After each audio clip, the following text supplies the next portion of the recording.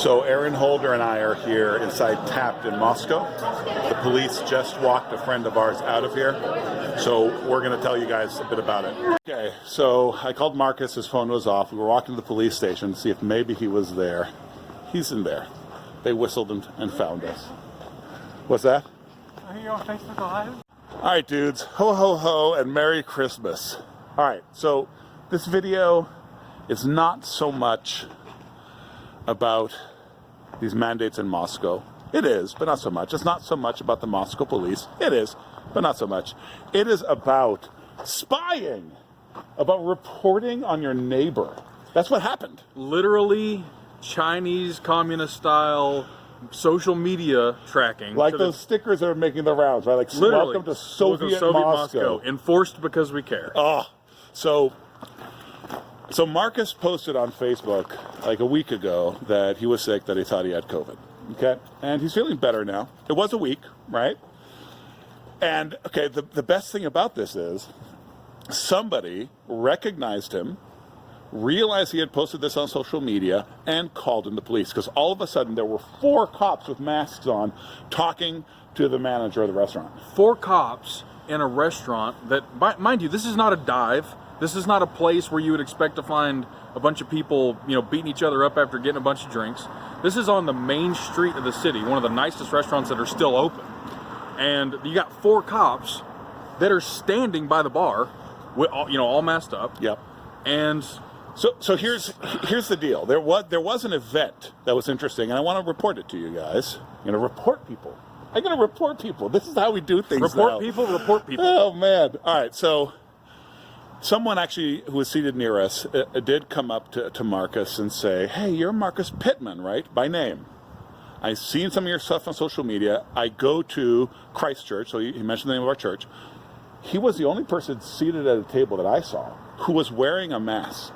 Yeah. So he was seated at the table wearing a mask. There are many people who go to our church who are like that in this restaurant where nobody's masked. Well, right. So people, the staff even are. if they do wear masks, they wear them to the table and then they take them off. So there's not a person in But this guy wore his mask on his table, perhaps because he was frightened of our group. It could have been. So I love that Marcus was persona non sana, but we weren't asked to leave. Neither was the person who sat next to Marcus, and the person who sat next to Marcus seemed remarkably unperturbed. Right. But okay, I want to call that guy out, dude. Tell us who you are. Like, do you? And especially if you are a brother from our church, like, just tell us what's going on, dude. So people are being reported. Okay, I just want to know, like, if just hypothetically, this gentleman does go to our church, okay? Assuming he's willing to call the police on it, he thinks it's a pretty serious issue. Why would you not, as another brother, reach out? Have you not read the book of Matthew? Right. Why not go to us and discuss? Yep. And then if we are just obstinate, and why not go to the elders then? Yes. Right, and address it with us. Right. And then that's how Christians do. Yeah, that's how you would handle it. That's how Christians do. Like, we're saying that right now to you, and we would love for you to just say, I'm the guy, and here's why I did it. I actually don't. I don't know. I mean, I'm just going to say out loud. That's the only way to say things, by the way, is out loud. I don't think this guy does go to our church. I think he knows who we are. And he knows Marcus Pittman. It's a likely story, man. Because the thing about it is often the sons of the snake are often more clever among their own kind than we are, and so I mean, why wouldn't he try to confirm that in an amiable way? I mean, you could tell that if he wouldn't preface it like that. And by the way, I don't know about you, but anybody who comes up and addresses you by your first and last that you haven't seen, at least recently, has made me suspicious. Yeah, you know what I'm saying? Like, hey, you're Marcus L. Pittman, right? And you live on this street, and this is the last 4 of your social. That's correct? basically what happened. This is what it felt like. And by the way, sir, I do want to tell you that if for some reason you did feel the need to say that and to have us escorted, at least look us in the eyes when you leave, or at least have the conviction to at least face hiding behind the ball cap, looking down. I don't know, man. So we're calling you on now. So we'll close the video with, how do you feel living in this state? And by state, I mean state of being. Your neighbors are willing to call the cops on you at any moment. Ladies and gentlemen, if this is happening in small town Idaho, what makes you think that in Dallas, Phoenix, Fort Worth, New York, you're not going to have people reporting you for living your life.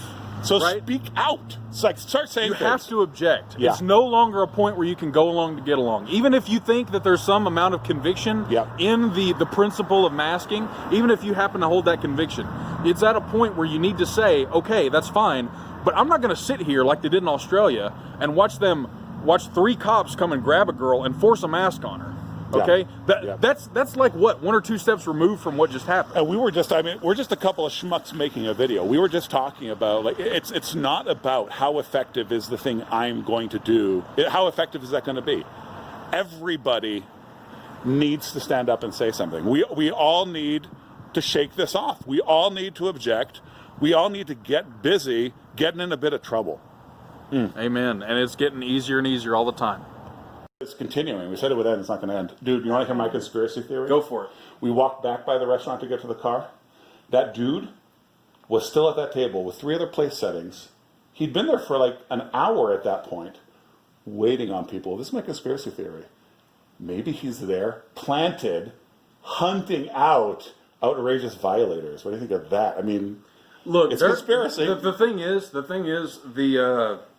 well, as far as conspiracies go, I'm just going to lay that to rest right now. Conspiracies are totally legitimate. Read Psalm 2 if you have any further questions. People do conspire together against the king, and he laughs in derision at them. But there are people in this town, and I have met some of them personally, and know some of them personally, that do not have better things to do with their time. It would not surprise me at all. If you've got somebody who sees themselves, why did I go out as a and conscientious snitch on people of an evening? You know, I'm a conscientious objector seeking to protect the public.